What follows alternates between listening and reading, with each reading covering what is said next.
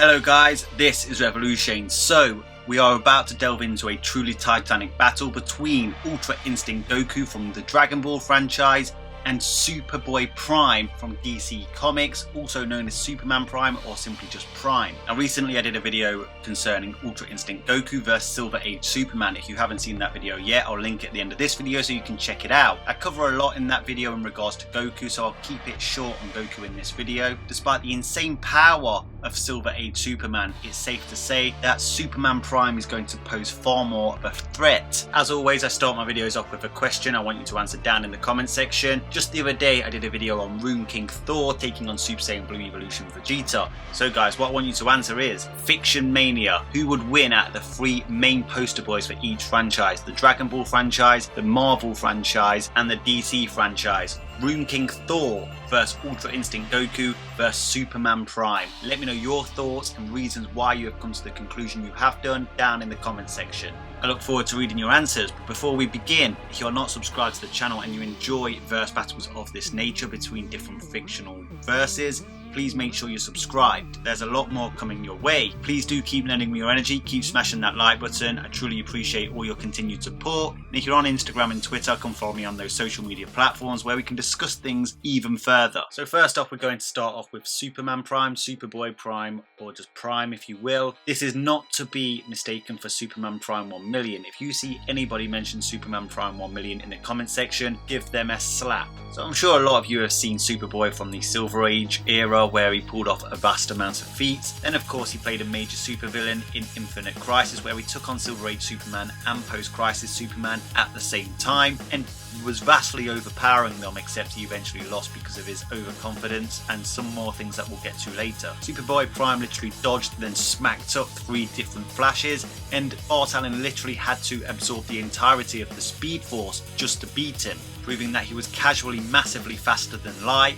They did eventually entrap him using the Speed Force, however he did eventually escape this realm through sheer power. And even whilst Weaken was able to affect a different time-space continuum with the sheer power of his punches in Infinite Crisis, this version of Superman also doesn't have a weakness to magic, as from his original universe magic simply didn't exist, so he doesn't have a vulnerability to it. He has proved that he has resistances to telepathy, telekinesis, reality warping, anti-monitor. The guy even withstood attacks from the anti-monitor. Granted, it was a far weaker anti-monitor than we're used to, but it's still impressive. So as we've just discussed, Superboy Prime is already a really powerful character, at least comparable to Silver Age Superman, even in his prime, and I'd personally say he's stronger.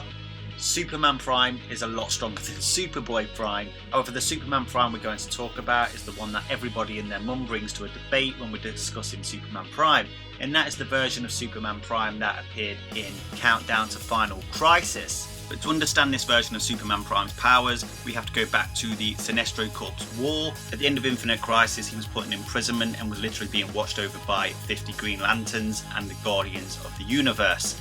However, when the Sinestro Corps attack Earth, Superman Prime is released, and after a chain of certain events, he eventually ends up fighting against both the Sinestro Corps and the Green Lantern Corps. Superman Prime is literally slapping all of them. This guy is a nutcase, he's literally ripping them in half. And then eventually a Guardian of the Universe sacrifices himself to destroy Superman. However, Superman actually absorbs the Owen energy rather than dies and is warped back into the multiverse itself. However, it was absorbing this Guardian's power which literally granted Superman Prime the amp that puts him far above anything he's been capable of before. Which leads us to Countdown to Final Crisis, and this is where you start to see Superman Prime wear the black and silver suit.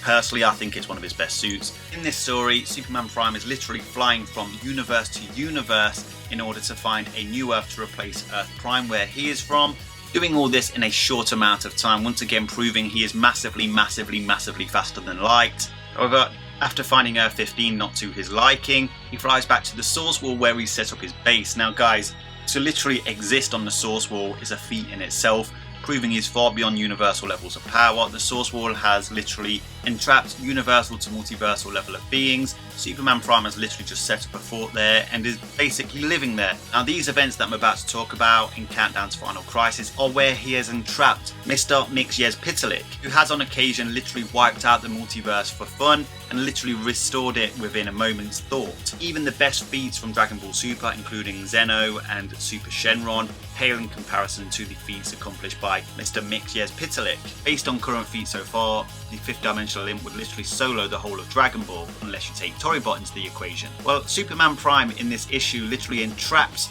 the 5th dimensional imp on the source wall and then literally proceeds to stomp a mud hole in him when the 5th dimensional imp refuses to grant Superman Prime his magic. So if you take this fight for face value, you would be led to believe that Superman Prime has surpassed the 5th dimensional imp in terms of power, which has led a lot of people to suggest that the Guardian Amp Superman Prime is literally at mid to high multiversal levels of power. However, after the fallout of the Day of Vengeance and Infinite Crisis storylines, we know that the 5th dimensional imp has been depowered severely.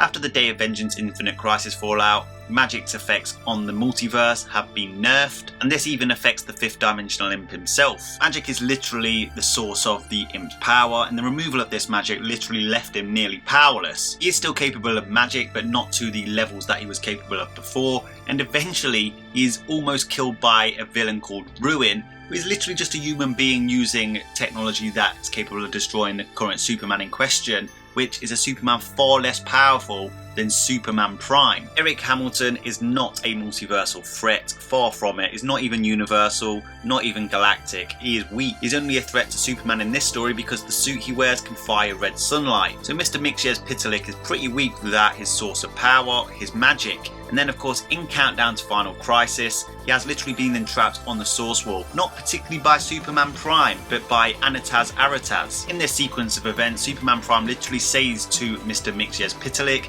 that her power is not as powerful as his power, which literally goes to prove that by the fact she was able to entrap him in the first place, he is not at his regular power. He even comments that he is too punch drunk to even summon magic in the first place, and it was Anataz Arataz that saw to that. Superman Prime even tries to kill the imp, but fails. Regardless, he does savagely beat down the imp, and in itself is impressive, but to say it's mid-multiversal levels to high multiversal levels is appealing to ambiguity, considering in the arc prior to this one, he was literally almost killed by a city level being. Eventually Anataz does grant the imp his powers back, but as soon as she does so, the imp starts to travel back to the 5th dimension, so we don't get to see him with his powers fight against Superman Prime, but he does state on his way out that if he went back he could defeat Superman Prime, albeit when he gets back to the 5th dimension, he literally cries to his girlfriend and asks her to seal off the 5th dimension because he fears Superman Prime, which goes to say Superman Prime's a monster. However, one thing we do learn in this issue is the imp tells Superman Prime that the more he uses his power, the more he will depower.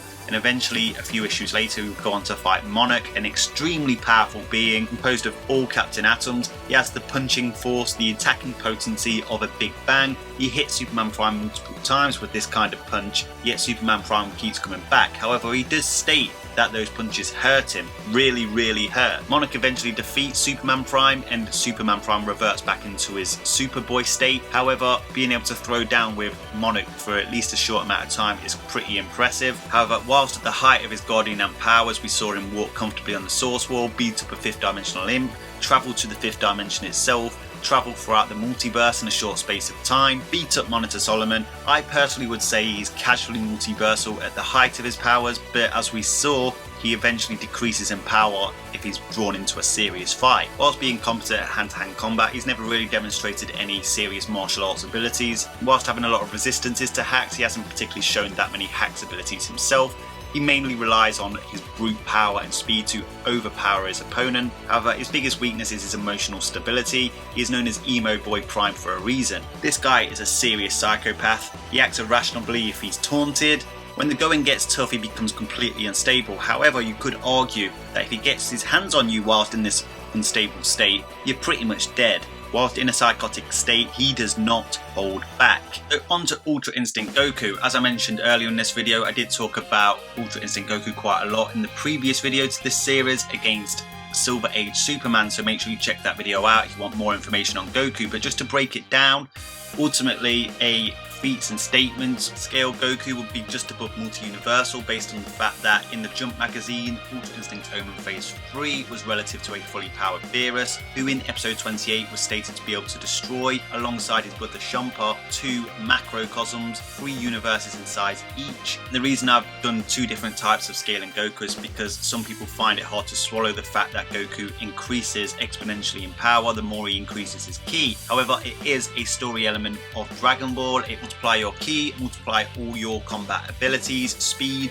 strength, power. When looking at ki multiplication scale Goku is an absolute monster.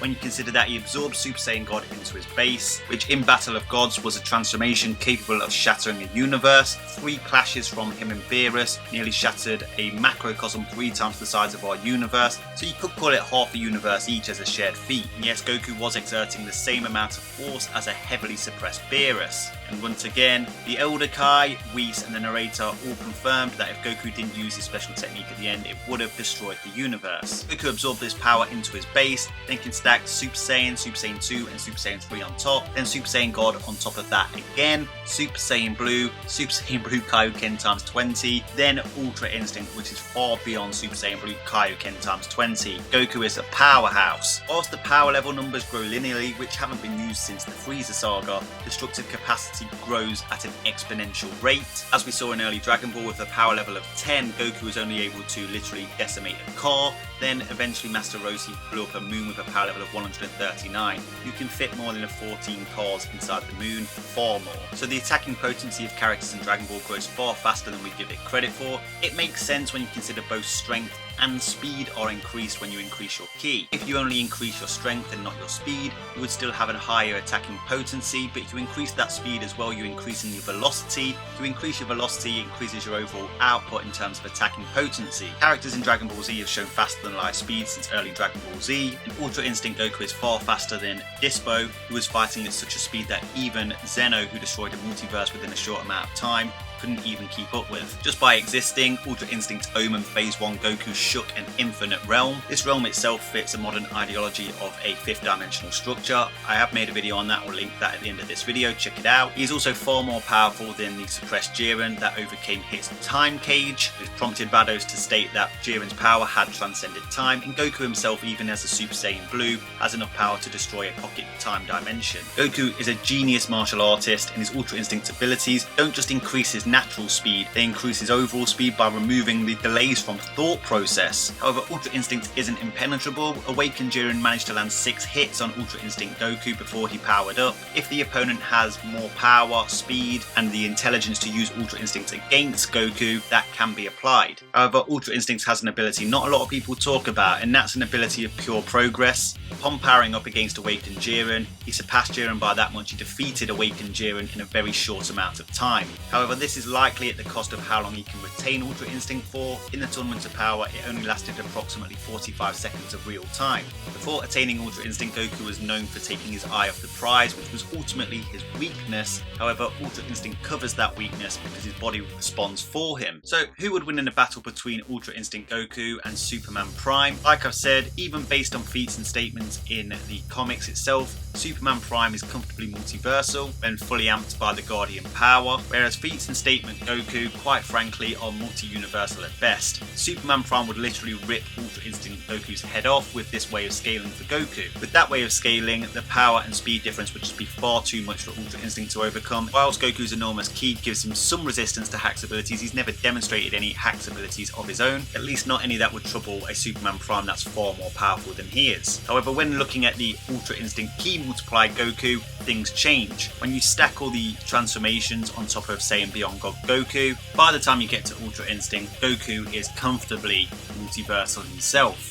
Ultra Instinct Goku is far more powerful than Super Saiyan 2 Kefla, who claims she could destroy a whole universe with a simple ki blast. Even if you want to discount everything I said about Superman Prime beating up the 5th dimensional imp in this video and say he's mid-multiversal level, when it comes to sheer force he would most likely still have the power advantage over even Ultra Instinct Goku. However, you need more than just power to beat Goku, and sure, Superman Prime has the speed as well. He traverses an entire multiverse. The guy is massively faster than light. However, Superman Prime is kind of like Golden Frieza in the Resurrection of F Saga. He was stronger than Super Saiyan Blue Goku, but throughout the duration of the fight, he started to decrease in power heavily, to the point where he couldn't even hurt Super Saiyan Blue Goku. If you put Superman Prime at mid-multiversal level, if he lands on his first hit, sure, he might be able to hurt Goku and even rip his head off. However, would he be able to? He hasn't shown supreme martial arts abilities. He can fight, sure, but he usually relies on his power and speed alone. You need more than that, like I said, to beat Ultra Instinct Goku. You need the intelligence to use Ultra Instinct against Goku. Superman Prime would likely swing and miss, then lose his head, and then start exerting more power, and he would need to exert his full power just to get near Ultra Instinct Goku, which means his Guardian power would decrease more rapidly. Could Prime's Guardian power outlast Ultra Instinct? Possibly, but upon seeing him fight Monarch, his power decreased pretty quickly as well, to the point where universal punches were really hurting him. If Goku does revert back down to base like he did in the Tournaments of Power, he can still somewhat use Super Saiyan after that, so he is still capable of delivering that kind of powerful blow.